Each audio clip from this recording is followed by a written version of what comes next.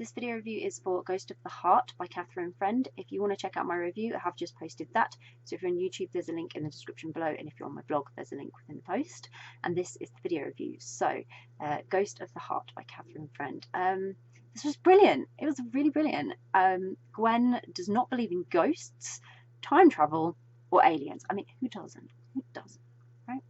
But upon visiting this old Spanish fort as part of a fundraising challenge, something seems to take control of her and has her producing these amazing sketches, even though she's not a great artist. And the messages in these images make it obvious that they're for her. And so, with the help of a local paranormal group, Gwen is, sort of having to work out what's happening, especially when the woman she loves, Billy, disappears. Brilliant. Absolutely brilliant. Wow. Nothing's going to make you believe like someone you love disappearing and you've got to find them and you've got to figure out how it happened and you've got no explanation for it.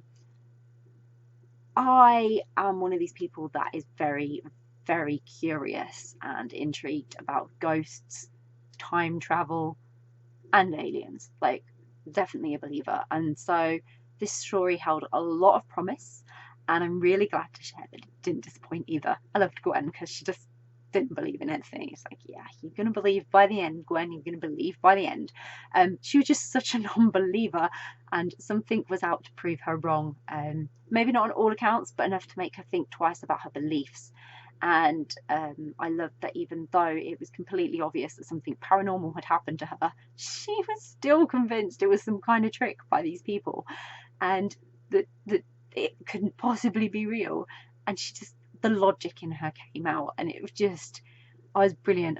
I absolutely, yeah, I just can't describe it, but it just, yeah, she couldn't logically figure it out, so it had to be a trick because she didn't believe. Just brilliant, brilliant. But when it continued to happen and the messages she was receiving were getting a little closer to home than she was kind of comfortable with, that was her turning point, and it's really identifiable where her turning point is. But just going through that process with Gwen becoming more enlightened about the situation through her own experience and being controlled by a ghost was just amazing. It was brilliant. Nothing to make a non-believer believe like it really happening, right?